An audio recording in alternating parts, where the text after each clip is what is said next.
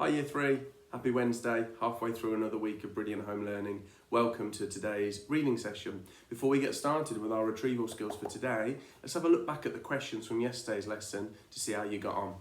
Question 1 was how many cards are in a standard deck? So we needed to skim and scan for the section on the deck of cards, and you can see there that the answer was 52. Question 2 said, what are the 4 suits in a deck of cards called? So we'll need the same section. You can see there it says diamonds, hearts, clubs and spades. Question 3, what type of performers often use cups and balls? So we'll need to find the cups and balls section, and we can see it's a favourite of street performers. Question 4 says, why do magicians use silk for tricks that involve production? And if we skim and scan to find the section on silks, we can see that they use them because pulling them out looks dramatic. If you chose the 3 chili challenge, then question 5 was, if rope is the answer, what could the question be? Where you had to think of your own question based on the information in the text. I'm looking forward to sharing some brilliant question sentences in tomorrow's lesson. Now it's time for today's starter activity. We've been reading about magicians' tools of the trade, equipment that they like to use, including silks, cups and balls, rope, cards, linking rings, and coins. Which tool of the trade do you think is the most important for a magician, and why? Can you write down your choice and use the conjunction because to explain why you've chosen that? Can you read the 3 tricky words from the text? Famous, special, favourite. And I've chosen those because as well as being tricky words from the text, they're also Year 3-4 spelling words. What is the root word in cutting? Well done if you said cut. And what's had to happen to that T before adding ing? That's right, the T has had to be doubled before adding the ing suffix. And what spelling rule can you see in the word doesn't? It's a contraction word. 2 words have gone together to make 1 word. Which are the 2 words that have gone together? Does and not. And why is that apostrophe there? What letter has it replaced? That's right, it replaced the O in not. Can you think of any other examples of contraction words where 2 words have gone together to make 1 word with an apostrophe replacing 1 or more of the letters? Press pause now and see if you can write a few examples in your book.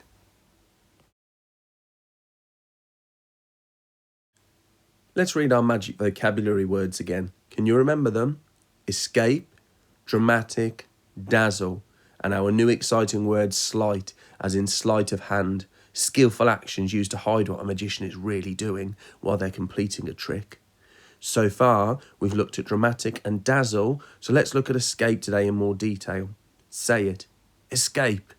Shout it. Escape. Whisper it. Escape. Clap it. Escape. How many syllables? It's got 2 syllables. Act it. Can you act out an escape? And finally, can you use it in a sentence? My sentence might be, the famous magician Harry Houdini tried to escape from the padlocks. For the last 2 days, it's been my turn to read the text, but now that you've heard me read it twice, let's do an our turn today. As I read it, can you follow the text along with your fingers and try and join in whenever you can?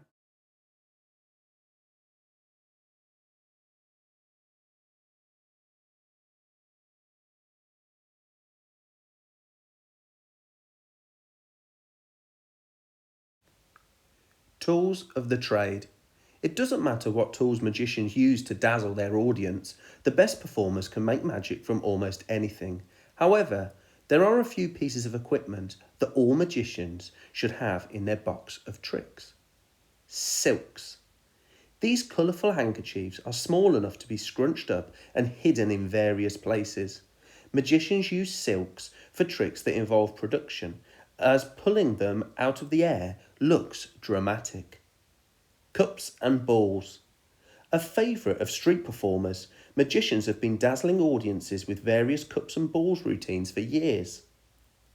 A deck of cards. A standard deck of cards contains 52 playing cards that divides into 4 suits: diamonds, hearts, clubs, and spades. Each suit is made up of 9 numbered cards: a jack, queen, king, and an ace. Rope. In addition to being used by escape artists, rope is used for many magic tricks. Rope tricks usually involve changing a rope's length, joining pieces of rope together, or cutting a length of rope into pieces and making it whole again. And here's a fact. A lot of more advanced magic tricks require special equipment, such as trick card decks, coins that bend in half, and boxes with secret compartments. Cards. Playing cards are probably the most famous tool that a magician has at their disposal. Magicians love them because they're small enough to manipulate, but also have lots of different uses. Linking rings. A stage magic classic. Linking rings are a number of metal hoops that pass through each other and link up to create chains. Magicians have been performing tricks with linking rings for hundreds of years. Coins. A favourite tool of sleight of hand experts. Coins can be used for many amazing tricks. However, a lot of coin tricks can be very difficult and so take a lot of practice to master.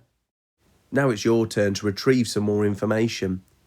Because I know it's difficult to skim and scan back through the video, I've included some of the text on the question pages for Chili 1 and Chili 2 today. If you want to try the Chili 1 challenge, see if you can skim and scan to find the missing words. Question 1 says, playing cards are probably the most something tool that a magician has. Pause the video for each question, skim and scan through the text on the page and see if you can find the correct answer or the missing word.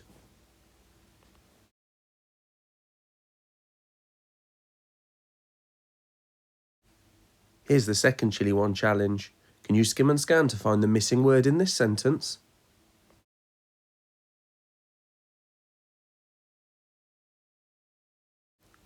Now it's time for a couple of Chili 2 challenges. Pause the video now, see if you can read the question carefully. Maybe read it twice to make sure you really understand what you're skimming and scanning for, and try to write down the information when you find it.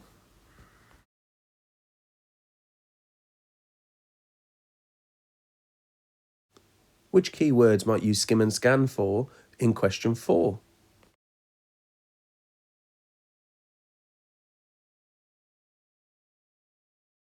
And you'll notice for the Chili 3 challenge, I really have tested you because I haven't provided any of the text on the page. So you will need to skim back through the video as best you can to when we read the text together and press pause when you think you've found the information that the question is asking you to retrieve.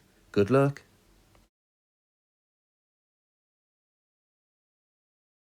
Well done Year 3 for your super retrieval skills. At the start of tomorrow's lesson, we'll go through some of those answers so you'll be able to mark your work. Now that we finished retrieving information from this book, we're going to finish by having a look at our class text again. Fizzlebert Stum, the boy who ran away from the circus and joined the library. Yesterday, he'd realised that he had a library book that he needed to return, but he wasn't very sure about what a library was and what to do with it. Let's see what he decides. We do nothing, Fizzlebert. I have a trick to practice. You, on the other hand, should take this book back. Back to the boy who... No, you said you don't know where he is. No, you'll have to take it back to the library for him. Do a good deed. Fizz didn't like the idea of getting the boy into trouble, even if he had been mean. That wouldn't really be fair, and although he was unhappy, he didn't want to be nasty. So yes, he thought, he would take it back, but, Dr. Surprise, I don't know where this library is either. Ah, that's easy, the doctor said. Look, the address is written in the book, and it's not very far at all. The two of them climbed down from the caravan and walked to the edge of the circus tents. Dr. Surprise pointed to the other side of the park. You see there, just round the duck pond and up that path? Yes. Well, through those trees is a little road, and the library is in the building just on the right. It's a 5-minute walk from here. So it's past the duck pond, up the path, through the trees, and you say it's just on the right, Fizz repeated. How will I know which one's the library? It will say library over the door in big letters. Be full of books. You can't miss it. Just go in and give the book back. That's all you have to do. That's all I have to do. That's all. It won't take you more than 10 minutes all told. But first, as Fizz, You'd best tell your parents where you're going. We don't want you getting in trouble, do we?" Before Fizz could answer, Dr. Surprise spun on his rabbit-slippered heel and headed off back to his caravan where his new trick was waiting to be tried out. Fizzlebert began walking across the path, down past the duck pond and towards the trees on the far side, behind which hid this library place. The tails of his frock coat fluttered as he walked, and the cool breeze of the late summer morning ruffled his red hair like the hand of an over-friendly aunt. He looked back at the circus once. All the tents and caravans and lorries looked so small next to the enormous big top, with its orange and yellow stripes shining bright in the morning sun. For just a second, he wondered whether he should do as Dr. Surprise said, and go and tell his parents. But his mum was wearing her clown face now, and she would just crack another stupid joke if he tried to tell her anything, and the last time he saw his dad, he'd been trying to work out how a man could lift a horse. Fizz had tried telling his dad things before, but he usually became distracted and dropped whatever it was he was lifting. Fizz didn't fancy being responsible for his dad dropping a horse. The woman in charge of the horses, Miss Tremble, was the sort of person who cried when one of her horses had its hair cut. Who knew how she'd react if the strong man dropped one of her prized ponies? Fizz didn't want to find out. "Anyway," he said to himself, I'll only be 10 minutes. They won't mind me popping out for that long."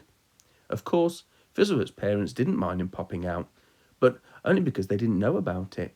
By the time Dr. Surprise had set fire to his hat a few times, he'd almost completely forgotten the morning's lessons, and besides, he had told Fizz to tell his parents, so it wasn't his fault, was it?